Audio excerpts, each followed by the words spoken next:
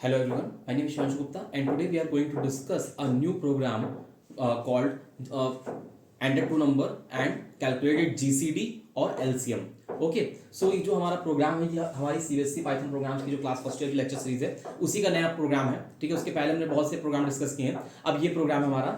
अच्छा, तो इस प्रोग्राम को करने से पहले हमें ये समझना होगा कि what is GCD and what is LCM. ठीक है, तो अब एलसीएम या जीसीडी क्या होता है हमारा? जीसीडी होता है greatest common divisor. That means अगर हमारे पास कोई दो नंबर है,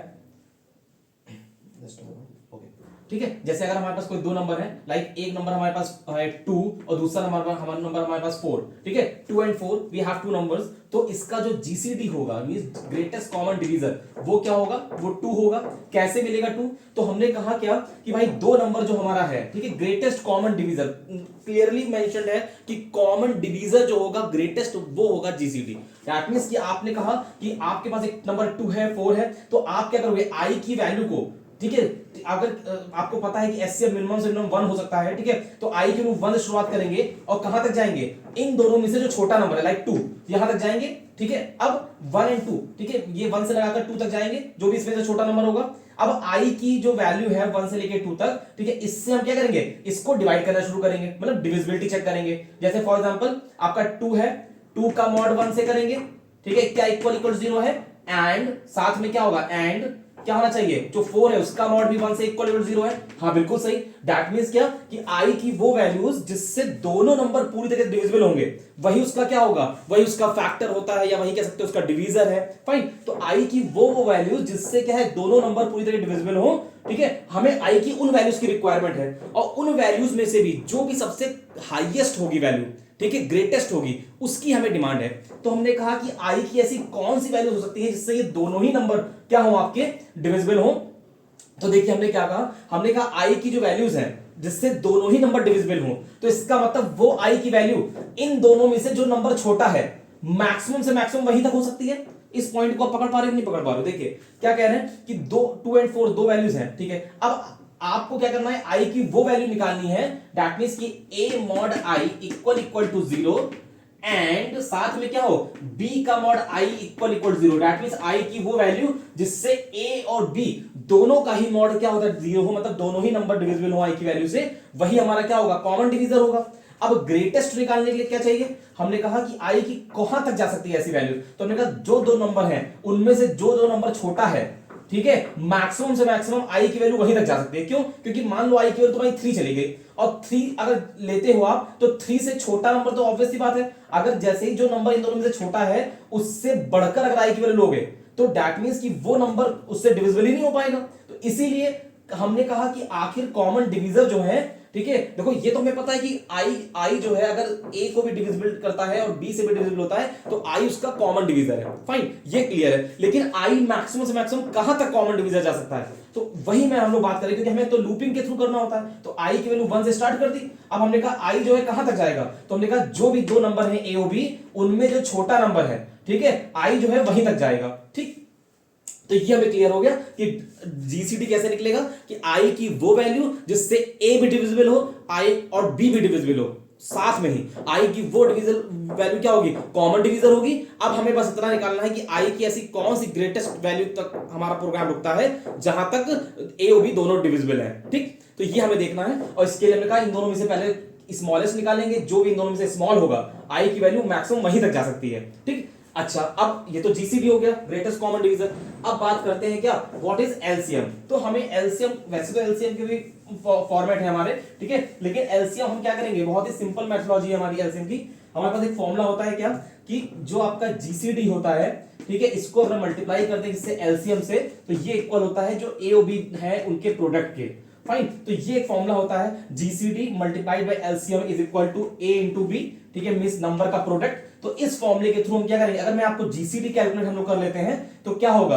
एलसीएम क्या हो जाएगा? तो यहां से क्या होगा? एलसीएम इज इक्वल टू आप ए और बी इनके प्रोडक्ट आराम से कर लोगे और इसको डिवाइड कर दो. इससे क्या डिवाइड कर दो? जीसीडी को.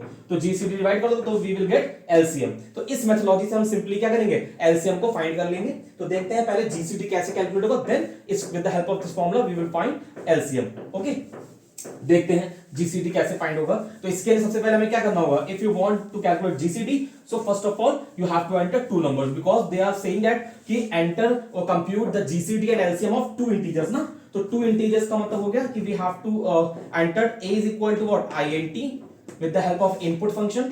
ठीक है, हम क्या करेंगे यहाँ int input then enter first number या एंटर फर्स्ट इंटीजर। ठीक है, enter first number, enter first number. ठीक है, एंटर। तो मैंने यहाँ फर्स्ट केवल लिखा, आप नंबर बेटा ऐड कर लेना मैसेज में।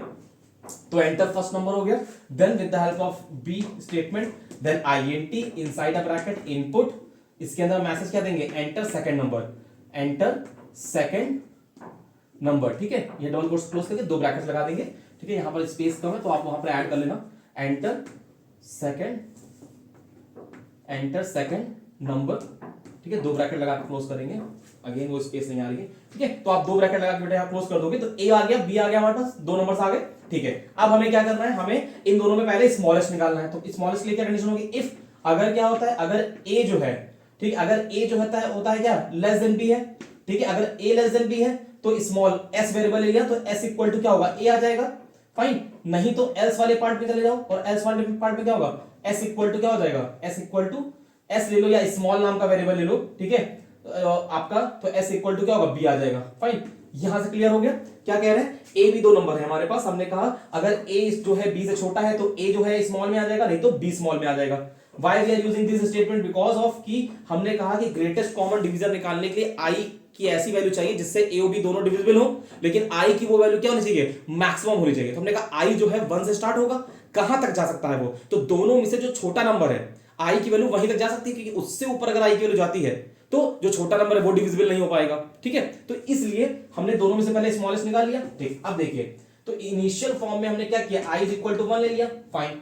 अब क्या किया, व्हाइल लूप लगाया, प्रोग्राम का पार्ट है, देखिए इंडेंटेशन का ध्यान रखा हुआ है। तो व्हाइल का लूप लगाया, हमने कहा क्या होगा, आई जो है, ठीक है, कहां तक जाएगा, आई आपका लेस देन इक्वल टू कहां तक जा सकता है, जो भी स्मॉलेस्ट नंबर है ए और बी में से। ठीक है, तो ए बी में से जो भी स्मॉलेस्ट है आई की value less than equal to वहीं तक जा सकती है।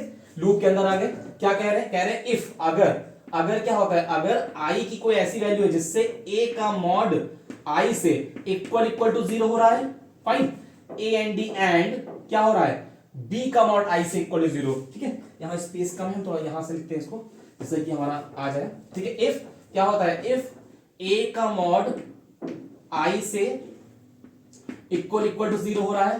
ठीक है, ए एंड डी एंड ये लॉजिकल ऑपरेटर है जो दो कंडीशंस के बीच में लगेगा।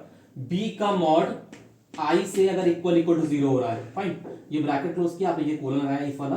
ठीक है, तो देखिए कंडीशन ध्यान दीजिए, लूप के अंदर आ गए, हमने कहा इफ आई की हमें ऐसी वैल्यू चाहिए जिससे ए भी डिविजिबल हो और बी भी डिविजिबल हो। एंड क्यों लगाया, जब दोनों ही डिविजिबल होंगे वही आई की वैल्यू हमें चाहिए होगी। अच्छा, तो वो आई की वैल्यू किसमें स्टोर करेंगे, हमें यहां पर क्या करना होगा, एक एचसीएफ वेरिएबल लेना होगा जिसकी वैल्यू हमें स्टार्टिंग में ही 1 लेनी होगी। तो इसके लिए हम क्या करेंगे, जो हमने यहां पर आई लिया है 1, ठीक है, यहीं पर हम क्या करेंगे, ये देखिए ऐसे कर सकते हो आप, क्या हमने क्या किया, हमने यहां पर ले लिया what, HCF is equal to i is equal to 1। तो इस तरीके से हम क्या कर सकते हैं, इस तरीके से हम एचसीएफ और आई दोनों की वेरिएबल्स की वैल्यू 1 इनिशियलाइज कर सकते हैं। ये पाइथन में अलाउड है हमारी स्टेटमेंट। ठीक है, आप कॉमा कर सकते हो, HCF comma i equal to 1, या फिर HCF equal to i equal to 1। ठीक है, मल्टीपल असाइन कर दिया आपने वैल्यू, इसका मतलब एचसीएफ वेरिएबल और आई वेरिएबल दोनों में बाय डिफॉल्ट 1 ले लिया हमने। ठीक है, अब आई जब तक less than equal to small रहेगा, एस का मतलब है स्मॉल। ठीक है, जब तक स्मॉल रहेगा लूप चलेगा हमारा। आई की ऐसी वैल्यू चाहिए जिससे ए भी डिविजिबल हो, बी भी डिविजिबल हो। आई का वाली वैल्यू हमें मिलती है तो वही हमारा क्या होगा, वो हमारा एचसीएफ हो जाएगा। ठीक है, आई की ऐसी वैल्यू जिससे आपका क्या होगा, ए भी डिविजिबल हो, वाई भी डिविजिबल हो, वही हमारा एचसीएफ है। और ये प्रोसीजर कब तक रन करेगा, जब तक आई की value small k less than equal to है। ठीक है, इससे क्या होगा, इससे हमें at the end of a program outside the loop we will get the value of i. ठीक है, which can divisible which can divide a and b both। ठीक है, एट अ टाइम। ठीक है, आएगी वो वैल्यू जिससे ए और बी आपकी दोनों ही एट अ टाइम पे डिविजिबल हो जाएंगे। ठीक है, तो वो वैल्यू हमें at the end of loop मिल जाएगी।